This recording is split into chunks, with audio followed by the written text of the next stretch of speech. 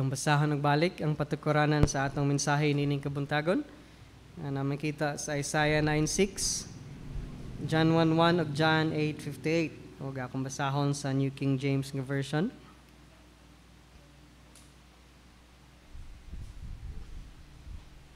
Isaiah 9:6. For unto us a child is born, unto us a son is given, and the government will be upon his shoulder, and his name will be called Wonderful Counselor, Mighty God, Everlasting Father, Prince of Peace. Then sa John 1:1, in the beginning was the Word, and the Word was with God, and the Word was God. Sa John 8:5-8, Jesus said to them, most assuredly, I say to you, before Abraham was, I am. Naot ang Diyos magkapanalangin sa pulong atong gibasa karon. Let us ask God for wisdom. Father, thank you so much ni ining kay gayunan kami magkahiusa aron sa pagsimba kanimo, pasidungog kanimo ug pagpamalandong sa imong pulong. O Diyos, tabangi kami karon samtang kami magatuon, kami makasabot sa imong mga pulong. Na ikaw among mas mailhan, pinagi sa imong mga pulong, o ikaw ta mahimaya usab sa among taliwala samtang kami nagatuon nini. Hatagi usab kami kadasig, kaisog ug kapasidad sa pagtudlo sa imong mga pulong adto sa uban. Kini tanan magyampo, pasalamatan pinagilamong sa ngalan ni Jesus. Amen. Adto ta karon sa pagpamalandong sa pong sa Ginoo ug atong prosidta sa last 2 Sundays, naghisgot ta mahitungod sa atong Dios, doktrina mahitungod sa atong Dios, while napay daghang hisgutan mahitungod ni ana. As I said, crash course lang is just a taste of this hanay sa mga pagtulunan nga nasa scriptures. Now let's proceed mahitungod sa pagtulunan mahitungod ni Ginoong sa Kristo. Og niini usa ka importante nga gituuhan nato og nga gitudlo sa Biblia ang pagka walay sinugdanan o walay katapusan ni Ginoong Kristo.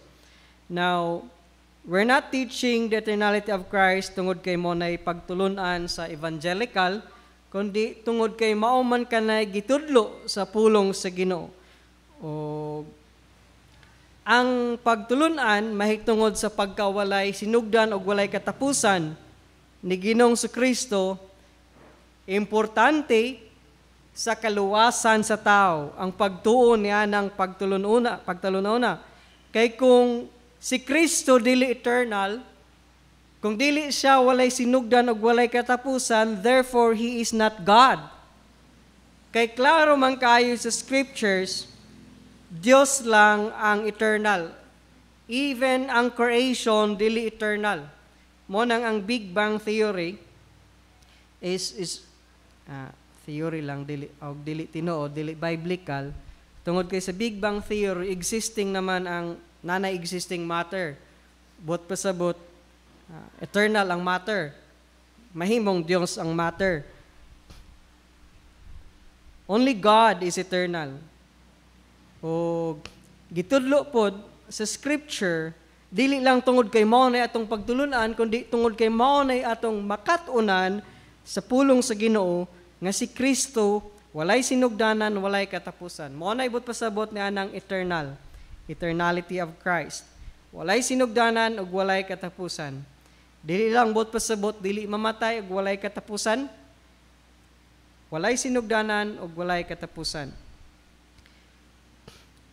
Kung si Kristo dili eternal, then dili siya Dios, then dili siya worthy nga manluluwas. Kay dili man siya Diyos, dili siya igo makaluwas sa tibok kalibutan. Ug mao nang atong tun-an karon unsa may atong scriptural basis nining pagtulunan sa eternality ni Ginoong Kristo. Ug salamat na lang nga ang Dios nagpadayag siyang kaugalingon, kay kung wa siya magpadayag, ang tao di gyud makaila sa Dios. Mao nang ang ato lang basihan sa atong pagtulunan ang pulong lang sa Ginoo. Again, atong klarohon, eternal, buot pasabot, dili lang walay katapusan.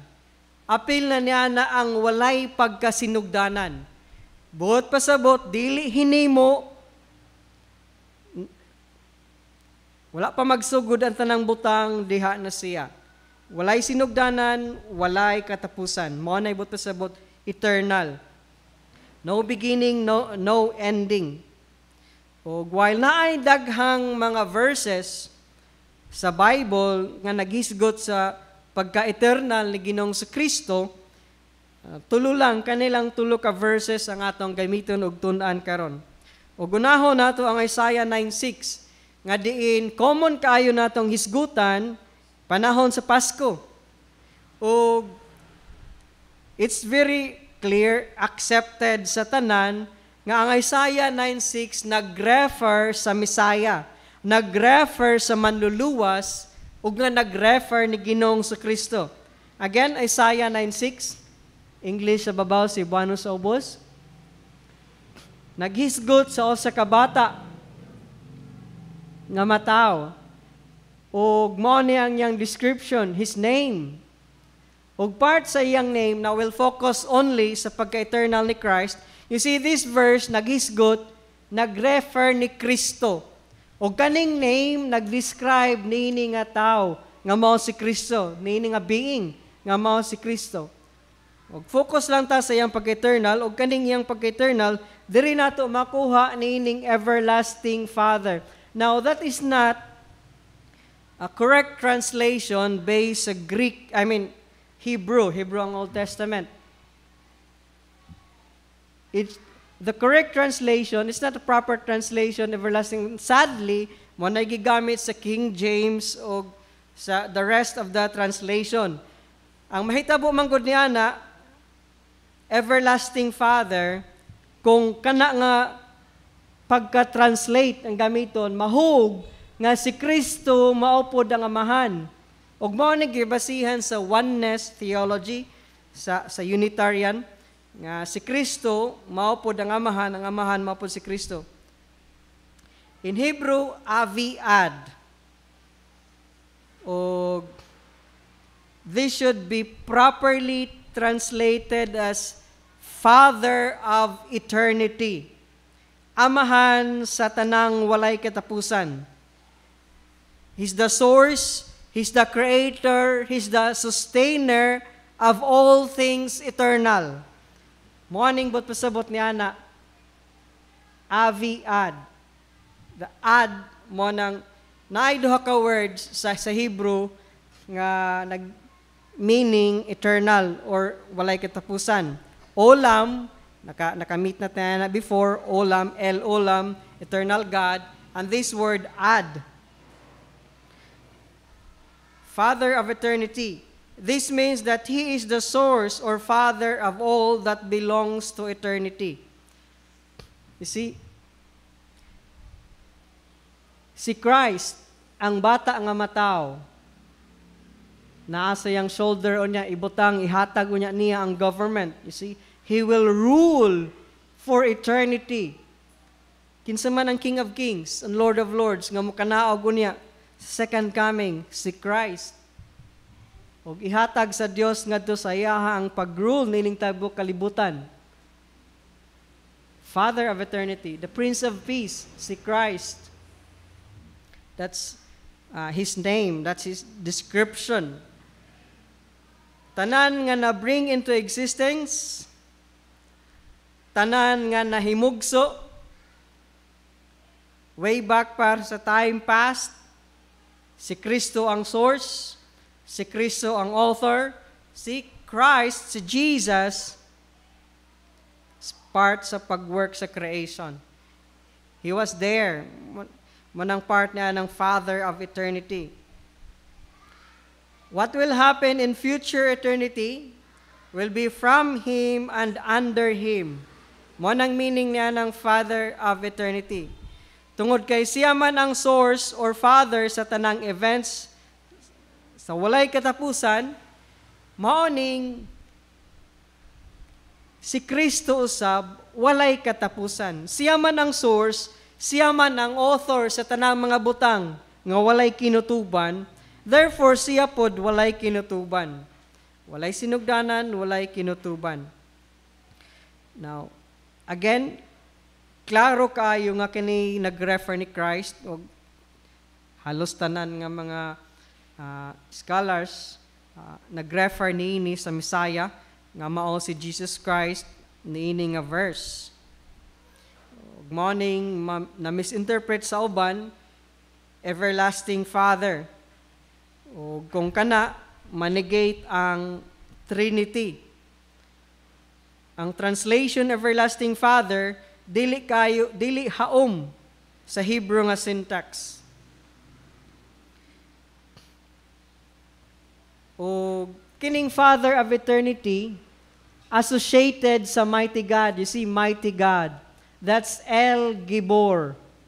El, singular name, then Gibor, pareha ng El Shaddai is an adjective, Gibor, mighty. Mighty God. This Father of eternity is associated with mighty God. Nga ang kaning mighty God pod associated with Jehovah. Ug maning si Christ is Jehovah. Mighty God, isi sa Jeremiah 32, El Gibor, mighty God, naingon po diri sa Jeremiah 33:18, you show loving kindness to thousands and repay the iniquity of the fathers into the bosom of their children. After them, the great, the mighty God, that's El Gibor, whose name is the Lord of hosts. See? The El Gibor, the mighty God, ang iyang name is Jehovah of hosts. So this mighty God, this Jehovah, is also the Prince of Peace. Christ is also Jehovah of the Old Testament. And Jehovah is eternal. Christ is eternal. You see? Christ is mighty God, is El Gibor. Then El Gibor is also named Jehovah of hosts. And Jehovah is eternal. Jehovah is God. And atong nasabtan nga ang Jehovah, there's plurality in that name. Plural ang persons niyan ng Jehovah. Christ is also mighty God, El Gibor, the Prince of Peace and the Father of eternity. See? Sa Isaiah 9:6 lang daan, klaro na, even from Old Testament, napay daghan nga mga verses sa Old Testament, kanilang ang atong gipik, tungod kay familiar kayo ni nato nga verse, ang mga familiar verses lang atong gigamit, daghan pa mga verses sa Old Testament, even sa Micah 5:2, kung wala ko masayop, o Bethlehem of Ephrathah, his goings forth is from of old, from of old, but that's another. It's still nag-refer ni Christ nga dili lang ancient, kundi from eternity, si Kristo. Now let's move on to the New Testament. Sa John 1:1, which is very familiar sa ato. Now, akong gipaningkamutan tungod kay kasagaran mga technical, mahimo lang mubo nato. Ug hinaot ko kini nga mga verses atong ma-memorize ug atong masabtan. Struggle ko unsaong pagpamubo last year. Naningkamot ko nga 40 minutes lang yun. Pero usahay, makonsensya po ko kung mubo rapod kaayo, tungod kay once a week ramang gud ta magkita. But anyway, I hope sa short time, atong makatunan kini nga pagtulunan. So Isaiah 9:6, Christ is the Father of eternity. Ang Isaiah 9:6, klaro kaayo nga nag-refer ni Kristo. A child is born unto us. Ang pagpakatao ni Christ, ug usa siyang description, Father of eternity. He is the mighty God. Ug ang mighty God, El Gibor, associated with Jehovah. Ayang another name is also, his name is El Gibor. And then sa Jeremiah, his name also is Jehovah of hosts. Christ is Jehovah of the Old Testament. And then John 1:1. John 1:1. I encourage you also to memorize this and understand. In the beginning was the Word, and the Word was with God, and the Word was God. 3 things lang. Himonta ning simple. It's si John, known kaayo, mugamit og very simple words, but lawom kaayo ang depth og di kay nato matugkad og kubkob ang truth nga atong makuha even using just simple words. Unlike Paul, very technical kaayo si Paul. Kung baga, abogado ang mga words gigamit ni Paul, unlike John, nga common words iyang gamit, pero ang truth, ang depth sa truth, grabe kayo sa kang John.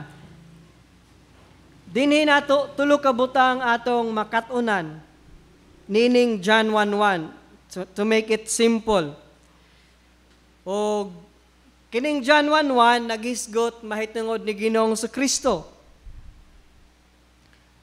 O he is, ang gigamit ni John dere, he is the Word.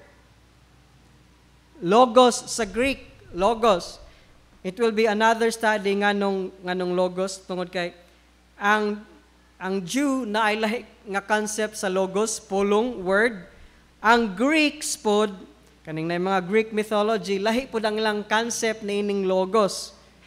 Og si John nagpaila og nagpadayag nga ang logos is a person. The Word is a person.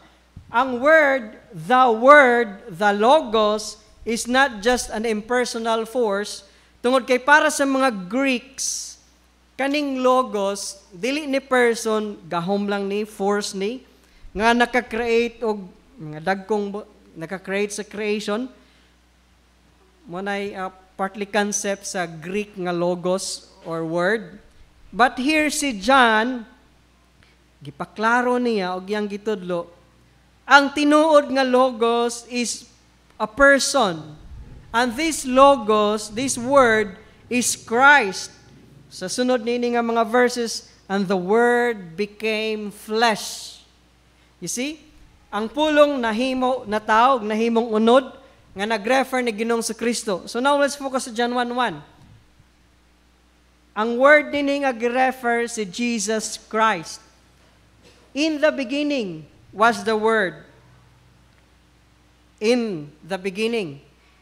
Kana nga phrase, nagbot pasabot nga pagsugod sa time, nag-refer po na pagsugod sa creation.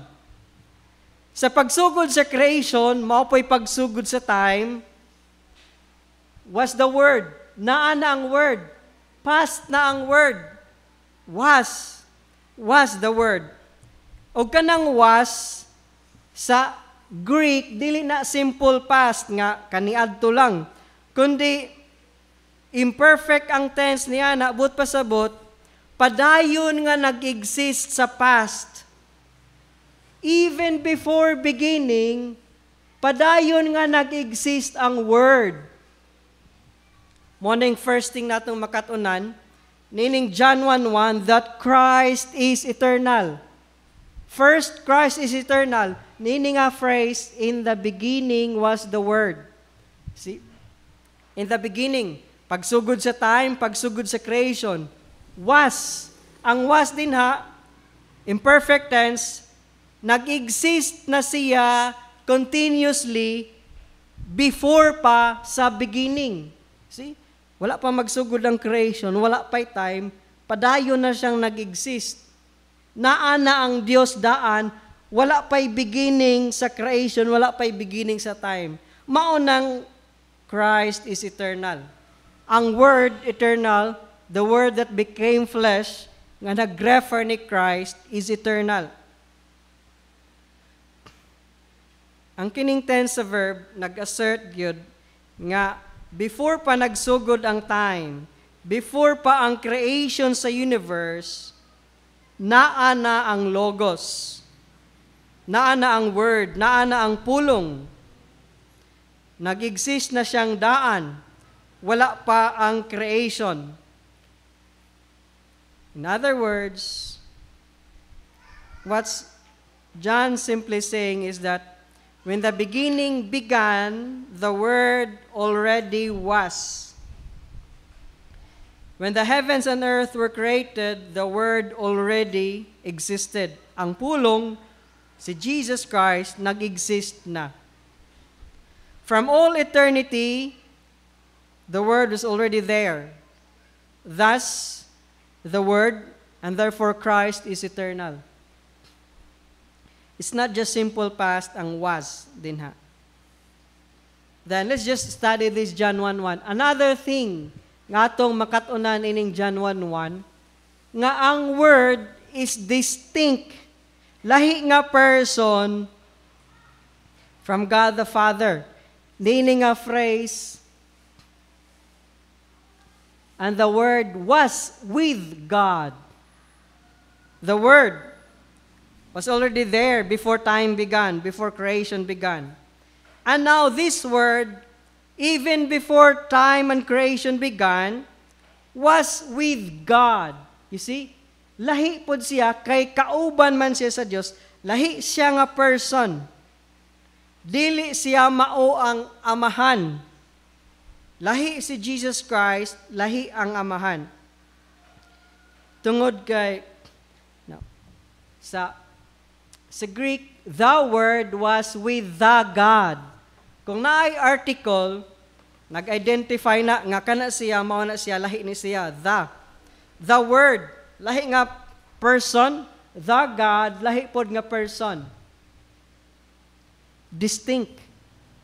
Dili usara ka person, kundi ang Word, lahi nga person, distinct from the Father. Now, ang eternal Word, lahi nga person from the Father. Muna itong makatuna ni ana nga phrase din ha sa John 1:1. Second phrase. And then, atong makatuna ni ining with, sa Greek pros, kanang with, it's not just kauban, kundi nag-signify na nga suod kaayo nga relasyon. Mo nang sa lahi nga translation, face to face with God. It speaks of a very intimate nga fellowship, nga equal, fellowship of equality. Not under God, not below God, not looking down sa amahan, kundi equal with God. Kanang word nga with there. It's a close fellowship with God, and then it's also a fellowship of equality. Mo nang si Christ is equal with God the Father. Ang John 1:1 is usapod sa proof sa Trinity, sa Trinity. See? This Word nag-exist na before time and creation began, mo nang eternal siya. O kining Word nga nag-refer ni Christ, kauban sa Dios. And when we speak of kauban, when we speak of with, when we speak of fellowship, it's more than one person. Di man kami ngon kauban ako nga akong kaugalingon. Kung mag-with ka or fellowship, more than one person good na diha. More than one person. Ang word, the Word, was with the God. Nanay article, I will show you the Greek later on, the interlinear Greek. With fellowship. And the was again there is also imperfect like the first was.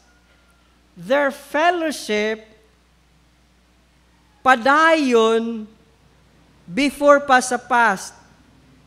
Walay bugto ang ilang pagkauban, walay bugto ang ilang close relationship.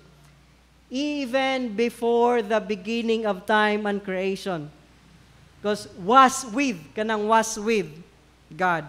Ang ilang pagkauban, nagkauban na sila even before time began in the past. Mo man ang importance sa imperfect tense. Sa grammar, sa Greek ug sa Hebrew, ang verb nag-describe sa nature, giunsa man ang action. Unsa may dugang description sa action word. O kaning was there, was with God. ang ilang relationship, ang ilang fellowship, padayon walay bugto, even in the past, even in the eternity past. You see, another proof that Christ is eternal. The first phrase, Jesus was already there even before time began. And then sa second phrase, sa second clause, si Jesus Christ, sukad pa sa past, close ang iyang relationship, ug equal siya, ug kauban siya sa Dios nga Amahan. The Word was with the God. See? And then lastly, and the Word was God. Sa Greek niini nga pagkahan ay God was the Word. Ang God wala nay article. And therefore, nag-refer kini that Christ is God. He is God. Tungod kay sa last morning kang Dr. Isidro, Dios ang pulong. Now I'll just show you the Greek here. Ang order sa last phrase, God was the Word. Something said, that's logos ang last word. God was the Word. Nya wala na article nga the. You see, God was the Word. It describes Christ as God. He is God. His nature is God. Kauban siya sa Dios, sukad pa sa kaniadto nga walay katapusan, nakiguban og kauban siya sa Dios, close irang relationship, og equal sila. And then si Christ pod, Dios pod siya. You see? He is God. His nature is God. The Word, the God, the second clause there. Something said, kanang something said, logos, you see the Greek logos. Forward, the God, na article the God, the logos. Pero pag abot na diri, theos, God was the Word, wala na the, and lang. And God was the Word, wala na the. It means Christ is God. Ang nature ni Christ is God, is a description of Christ. Nga siya pod Dios. Plurality of persons. Ug nga klaro gyud ang pagka-Dios ni Kristo sa John 1:1. Atong makatunan sa John 1:1 nga siya walay katapusan sa first clause. Let's go back to New King James. Nana siya, wala pa ang beginning, tungod niya ng was. So wala pa ang beginning, padayon na siyang naa. And then, the Word was with God. Tungod pod sa was, kauban siya sa Dios, bisan paganig, wala pa magsugod ang kabuhatan, wala pa makreate ang kabuhatan. And then, sa ikatulong nga clause, ang pulong pod, Dios pod. Dios pod ang pulong, Dios ang pulong. Christ is God. He is God. The Word was God, or God was the Word. Monay hanay sa Greek. Now, gipaklaro nga ang pagka-Diyos ni Kristo, pinaagi sa walay article ang God was the Word. Ang word God, wala na article sa last clause. O sa hanay pod sa ordering pod, giuna ang theos, nga mao na gi-emphasize ni John dinha. Kung unsay una nga word, whether sa Hebrew or sa Greek, mo na gitagaan og emphasis. Og sa paghanay ni John, theos was the logos. Theos ang iyang gi-emphasize. Gi-emphasize niya ang pagka-Diyos sa logos, ang pagka-Diyos ni Kristo. Giklaro gyud ni John sa iya palang pagsugod sa iyang letter kinsa sa Ginoong sa Kristo. Nga si Kristo walay katapusan ug walay sinugdanan. Nga si Kristo kauban na sa Dios ug equal sa Dios. even before time began. Og si Kristo po dili lang equal, Dios pod ang kinaiyahan ni Kristo. Og ang purpose ni John, kung inyong basahon ang last verse ni John, last chapter, mga last verses, gisuwat niya ang John para masayod ang tao, para ang tao mutuo ni Kristo ug nga pinaagi ni Kristo makabaton og kaluwasan ang tao. Ug mao ning iyang gipaila kinsa man si Kristo. In simple terms, but grabe kalaw nga pagtulon-an. Mao ning pagpaila ni John. Ang logos dili lang impersonal force. Kay mao man ay gituuhan sa mga Greeks. Greek mythologies, Zeus, he's not an impersonal force. He's a person. Sa John 1:13, 13 verses later, and the Word became flesh and dwelt among us. You see? Ang Word nga became flesh, morning description, John 1:1. Diha na before time began, kauban ni Christ, kauban sa Dios, og Dios usab ang pulong. Og kini nga pulong nagpakatao, nahimong unod. And we beheld His glory, the glory as of the only begotten of the Father, full of grace and truth. Ang pulong nagpakatao, og dili lang kutob diha ang iyang misyon. Nagpakamatay usab siya, pagluwas sa makasasalang katawhan. Importante ang pagtulunan mahitungod sa pagka-eternal ni Ginoong sa Kristo. Kay kung dili siya eternal, dili siya Dios, dili pod siya makaluwas sa mga katawhan, kay di man siya Dios. And we are not defending pagka-eternal ni Kristo tungod kay gikinahanglan nga eternal siya kay siya manuluwas, kundi kay mao may gitudlo sa scriptures nga siya eternal. Sa Isaiah 9:6 pa lang, napaydaghang verses sa Old Testament, napaydaghang verses sa New Testament, pero mao ra niya itong gipili. Sa John 1:1 lang, He is eternal. Now, lastly, sa John 8:58, this time, let's quote Christ directly. Sa John 8:58, siya mismo ning angkon nga siya eternal. Dili lang mga tao nga nagsuwat mahitungod sa iyang pagkawalay katapusan, even Christ Himself ning angkon nga siya eternal. John 8:58. Jesus said to them, this is Christ speaking, Jesus Christ, most assuredly, I say to you, before Abraham was, I am. Now this is, again si John, labihan ka simple nga words, pero unsa na lang gyud kalawom nga atong makatunan niini nga mga pulong.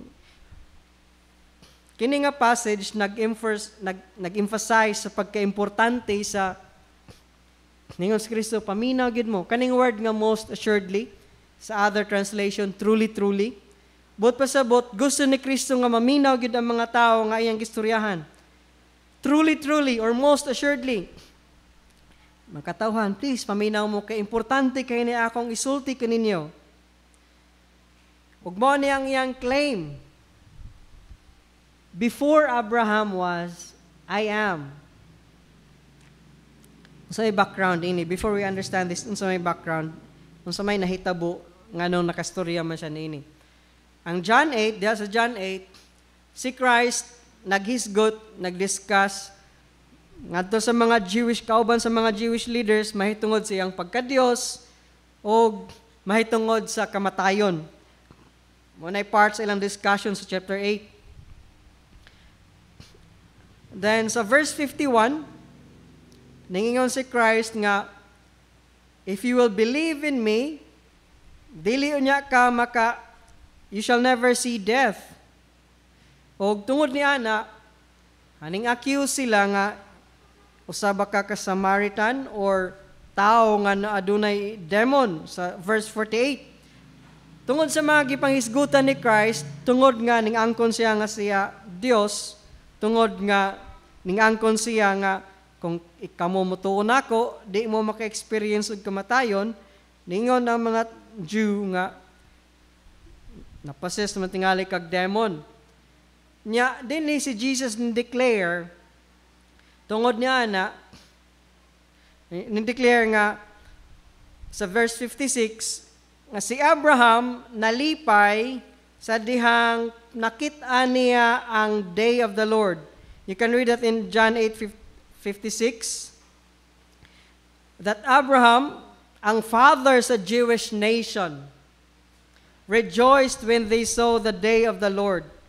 Tungod niya na nga statement, nag-accuse sila nga si Ginoong Kristo namakak tungod kay nakakita din siya ni Abraham. Mo nang nangutana sila, wa pa man kay 50 years old.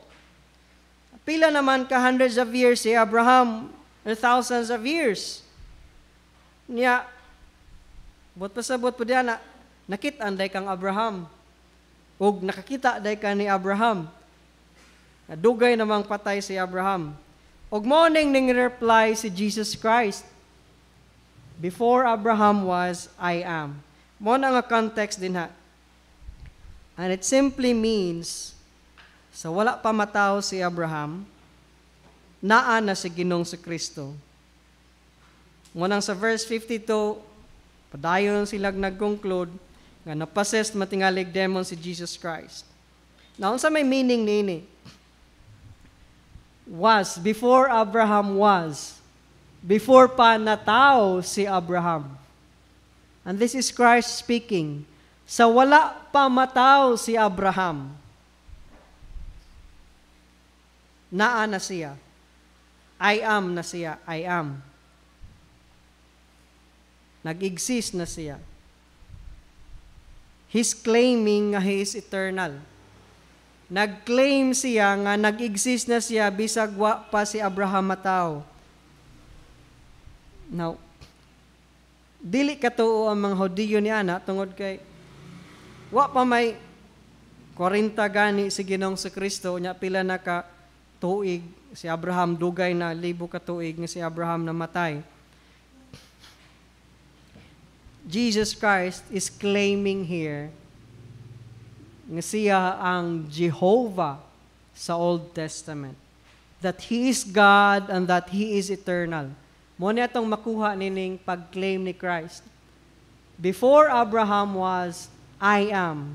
Kaning I am, ego eimi sa Greek, equivalent ni siya sa Redeemer, sa Savior, sa dihang niingon si Moses, Ginoo, imo kong gisugo nga luwason ang imong katawhan dito sa Egypt. Kinsa man unsa mangan kung mangutana sila kinsa may nagsugo nimo? Sa may ngan sa imong Dios. Morning Exodus 3:14.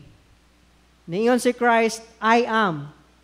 Og Exodus 3:14, and God said to Moses, I am who I am. And He said, thus you shall say to those children of Israel, I am has sent me to you. Si Moses nangutana, unsa may pangan akong dadon? Kinsa may kung mangutana sila, kinsa man nga pangan sa imong Dios?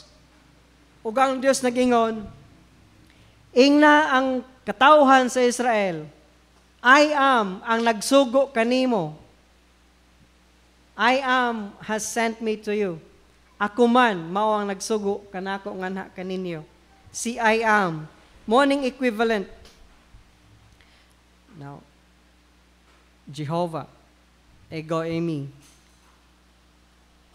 That's, ang I am is, it but pasabot niya na ever existing, ever present, eternal. It's not just Christ is claiming nga mao ni siya ang, see, ang context na ini, He's the Savior of Israel, gikan sa bondage sa Egypt. Morning name iyang gipadala, ako ang muluwas, ang Dios nga muluwas kaninyo sa inyong pagkagapol, sa inyong pagka-slave diha sa Egypt. Ang ngan nga imong dadon, I am. Og si Jesus Christ, nag-claim nga siya ang I am, siya ang Jehovah sa Old Testament. And it's not just that.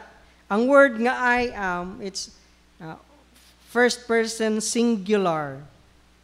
Nya, present tense, dili siya mag-change. Eternal siya, wala siya katapusan, ever present, you see?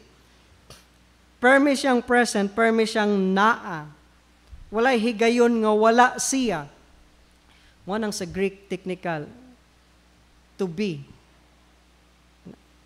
First person singular, pronoun, I am, ever present.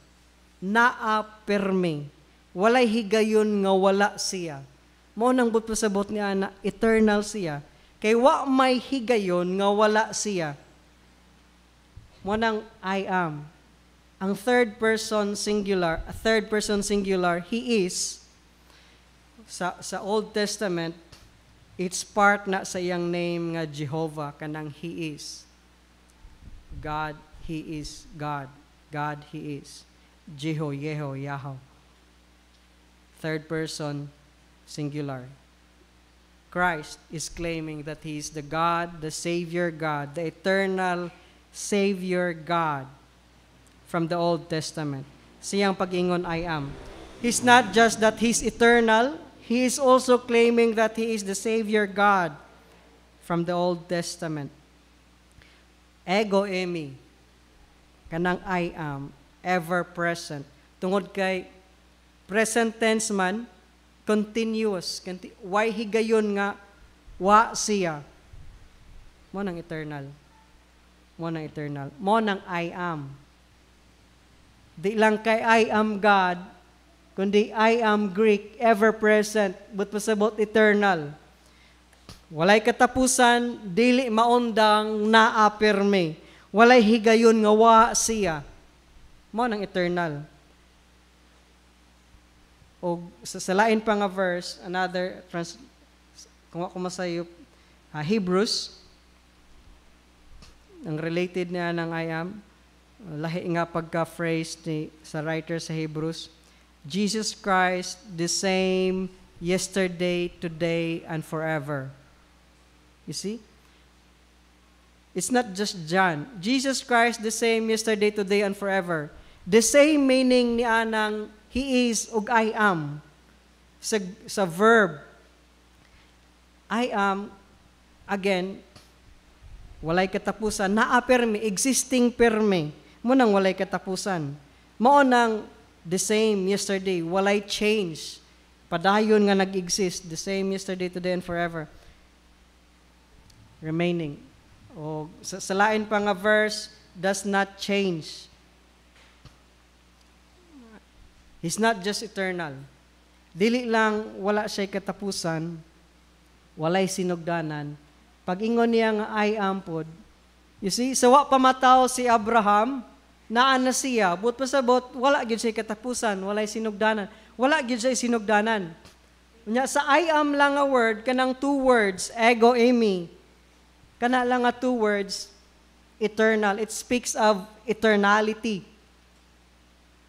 Di kayo, it's sa Greek, dili, logical sa English. Dili logical sa English. Pero sa Greek, ang I am, it speaks of eternality. Ug si Christ mismo nag-claim, siya walay sinugdanan, walay katapusan.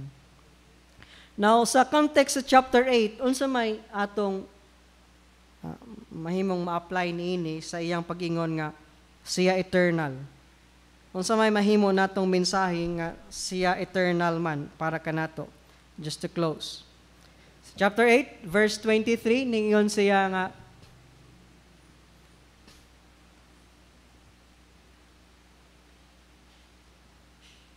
only God is wala ka umbutang. Here. And he said to them, you are from beneath, I am, ego eimi, from above.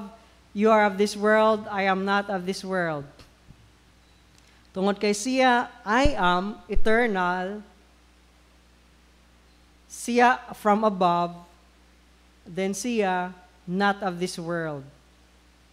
Tungod kay siya eternal, siya gikan sa mga butang nga itaas, ug nga siya dili gikan sa kalibutan.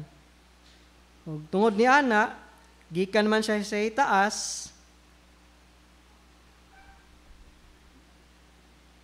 aduna sab siya gahom, makadala nato nga sa langit sa itaas, og maupod ng ang iyang mga pagtulunan, mahitungod niya na mga butang sa itaas, from above. Munang iyang mga teaching, mga mahitungod sa Dios, mahitungod kaniya. Because He is from above, mo nang ang iyang teaching, mga teaching pod not of this world. Munang angay ta magkat-on sa atong Ginoo tungod kay siya man ang I am. Another word, verse 24, chapter 8 gihapon, therefore I said to you that you will die in your sins, for if you do not believe that I am He, you will die in your sins. O kaning word nga He dinhi, sa original wala na, gisupply lang nas translators para masabtan. If you have an app, Bible app, kung makita ninyo nga grade, gigray ang color, wala na sa original. Importante sa kaluwasan ang pagtuo nga siya eternal. For if you do not believe that I am, you will die in your sins. Ang tao nga dili mo tuo ni Kristo nga siya I am, nga siya eternal, nga siya Dios, nga siya ang Jehovah from the Old Testament, mamatay sa ilang mga sala. Because this I am, this Jehovah is the only Savior. Maulang ang manluluwas.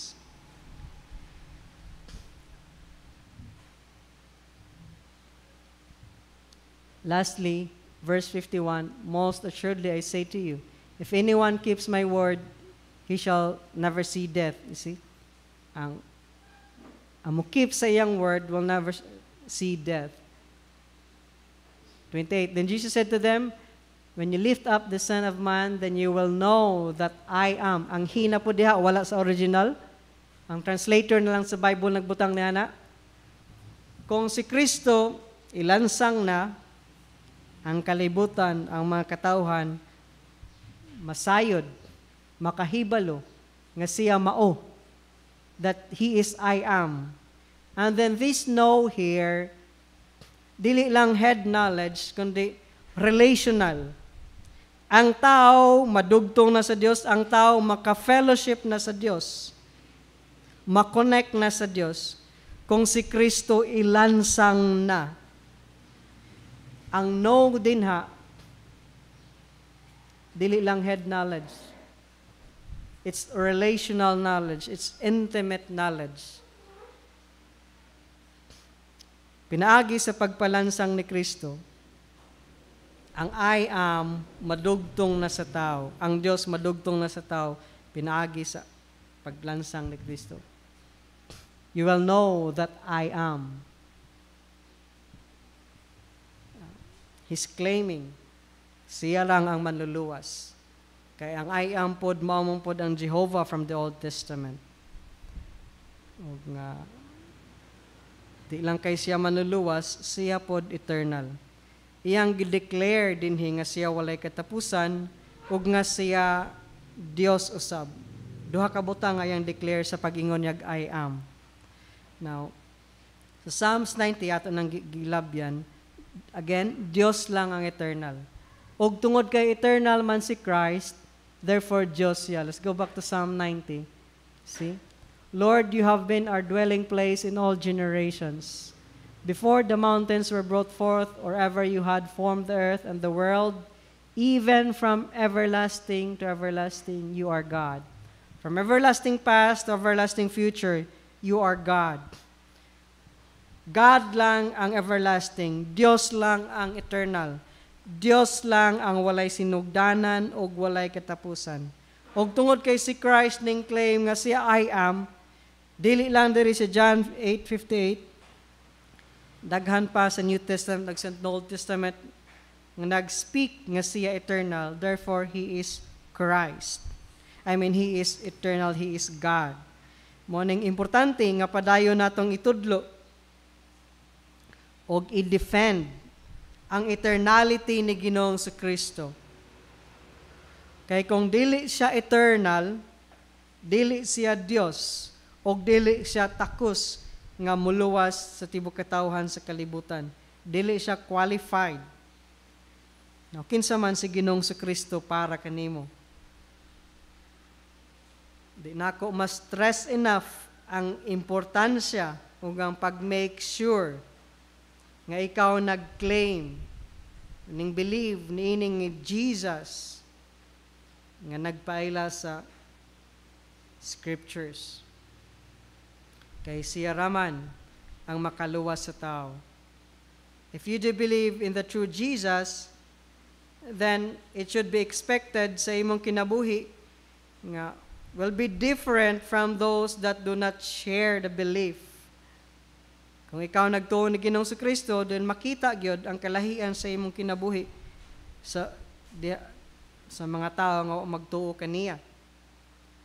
Now, again, because He is eternal, therefore He is God. Because He is eternal, only those who believe in Him ando na po'y eternal nga mahimayaon, glorious eternity.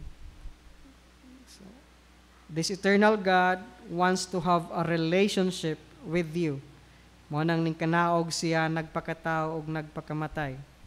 Hinaot ko inyong dawaton ug tuhuan sa Ginoong sa Kristo kung wala pa man mo madugtong kaniya. Let us pray. Father, salamat Ginoo nga ikaw nagpadayag, nagpaila sa imong kaugalingon. Pinaagi ni Ginoong sa Kristo. Nga ang tao madugtong diha kanimo, makabaton og relasyon, og fellowship. Pinaagi ni Ginoong sa Kristo, human naman siya nalansang sa krus, ug nabanhaw gikan sa mga minatay. Salamat Ginoo nga nabugto nga relasyon tungod sa sala, madugtong og balik tungod kay aduna na may manluluwas nga imong gihatag nga mao sa Ginoong sa Kristo. Siya Dios, siya walay sinugdanan ug walay katapusan. Ug tabahin kami Ginoo sa pagtudlo nini, padayon pagpakaylap niini nga kamatuoran. Salamat kay ikaw magagamit kanamo. Ug tungod kay siya eternal, siya Dios nga manluluwas kanamo nga eternal. Aduna usab kami eternal nga mahimayaong kaugmaon. Salamat niya. Kinamgyampo. Pasalamatan. Nagyasang ngalan ni Jesus. Amen.